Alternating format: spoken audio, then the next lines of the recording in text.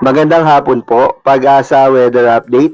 Alamin ang lagay ng panahon ngayong gabi ng Biyernes, October 20, 2023 at sa mga susunod na araw.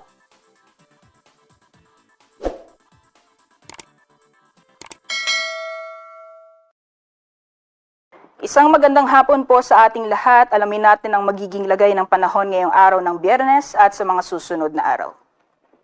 Ngayong araw ay opisyal nang idineklara ng Pag-asa ang onset ng northeast monsoon o simula na po ng panahon ng hanging amihan. Ibig sabihin po nito yung malamig na hangin na nanggagaling sa mainland Siberia ay nakakarating na po sa ating bansa. Kaya asahan po natin sa mga susunod na buwan ang malamig na panahon at mabababang temperatura. So magiging lagay naman po ng magiging lagay ng panahon ngayong araw sa ating bansa. Patuloy pa rin pong nakakaapekto ang shear line sa ilang bahagi ng Central Luzon. So yung shear line po is yung boundary kung saan nagsasalubong ang malamig at mainit na hangin. And kung makikita po natin sa ating satellite image, may mga kaulapan po tayong magdadala ng kalat-kalat ng mga pag-ulan sa Camarines Norte, Calabarzon, Metro Manila at yung mga karating na probinsya sa Central Luzon.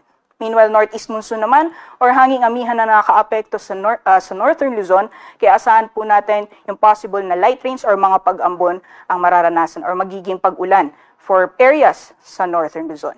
Samantalang sa nalalabing bahagi naman po ng ating bansa, generally fair weather conditions po tayo, tiba na lamang yung mga chance ang isolated mga pag-ulan mamayang hapon or mamayang gabi. Wala din po tayo minomonitor na low pressure area o bagyo sa loob at labas ng ating Philippine Area of Responsibility. Para naman po sa magiging lagay ng panahon dito sa Luzon, patuloy pa rin po yung epekto ng hanging amihan sa malaking bahagi ng Northern Luzon. Mostly sa northern and eastern sections, mga ulap na kalangitan ang mararanasan, may mga tsansang may hinang pag-ulan, and mga pag-ambon naman ang mararanasan sa nalalabing bahagi ng Northern Luzon. For areas naman po sa Central Luzon, Metro Manila, Calabarzon, as well as sa Camarines provinces, posible pa rin pong magpapatuloy ang epekto ng shear line, so asahan pa rin po natin ang mga kalat-kalat na mga pagulan, pagkidlat at pagkulog. For the rest of Luzon, generally fair weather conditions, may mga tsansa lamang po ng isolated rain showers or thunderstorms.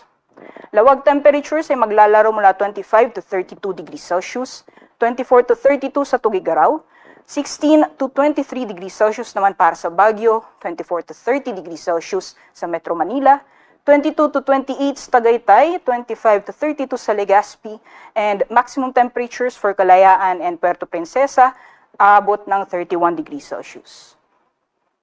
Sa magiging lagay naman po ng panahon sa Visayas and Mindanao area, magpapatuloy pa rin yung mainit at maalinsangang panahon sa Visayas and Mindanao, liban na lamang po yung mga tsansang isolated na mga pagulan. Temperatures naman sa Iloilo at Cebu, maximum temperatures posibleng umabot ng 32 degrees Celsius, 26 to 31 naman sa Tacloban, at temperatura sa Zamboanga pati na rin sa Davao, posibleng umabot ng 33 degrees Celsius. 25 to 31 degrees Celsius naman para sa Cagayan de Oro. Sa kalagayan naman po ng ating karagatan, wala po tayong nakataas na gale warning sa anumang baybayin ng ating bansa, ngunit iba yung pag-iingat sa mga planong pumalaot sa mga baybayin sa Northern Luzon dahil inaasahan pa rin po yung katamtaman hanggang sa maalon na karagatan. And so magiging lagay naman po ng panahon sa mga piling syudad or ipiling syudad sa ating bansa. Metro Manila, maasahan pa rin po natin magpapatuloy yung possible na effect ng shear line by Sunday, ngunit improving weather conditions mo po tayo pagdating ng Monday. Kung makikita po natin, fair weather conditions pa rin po tayo sa nalalabing bahagi ng ating kapuluan. Metro Manila temperatures from Sunday until Tuesday, posibleng maglaro mula 24 to 31 degrees Celsius, 16 to 24 naman sa Baguio City, Legazpi City 24 to 33, Metro Cebu 25 to 32, and sa Metro Davao naman 24 to 34 degrees Celsius. Si Haring Araw ay lulubog mamayang 5:34 p.m. at sisikat naman bukas ng 5:48 a.m.